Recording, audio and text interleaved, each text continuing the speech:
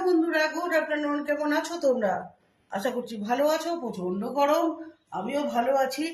এই জাস্ট মাত্র বাড়ি ঢুকলাম, কিন্তু আজকে খুব খুব খুব হালকা খাবার করেছি। কি কি হালকা খাবার করেছি দেখো।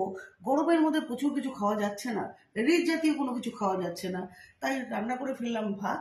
সাথে রয়েছে একটা পাঁচমিশালি সবজি, সাথে রয়েছে একটা শুক্তো, একদম ঝোল ঝোল করে একটা শুক্তো। এই এই ঝোল ঝোল শুক্তোটা আবার আমার হাজবেন্ড খুব পছন্দ করে।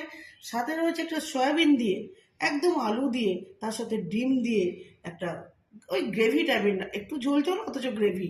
আর তার সাথে রয়েছে ডাল, হ্যাঁ, সাথে রয়েছে কাগজি লেবু, এবং তার সাথে রয়েছে জল, ঠান্ডা কুলকুল।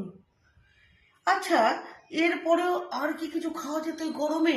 আমার মনে হয় না। যেটুকুই খাওয়া হয়েছে, যেটুকু খাওয়া হচ্ছে, এটুকুই যথেষ্ট।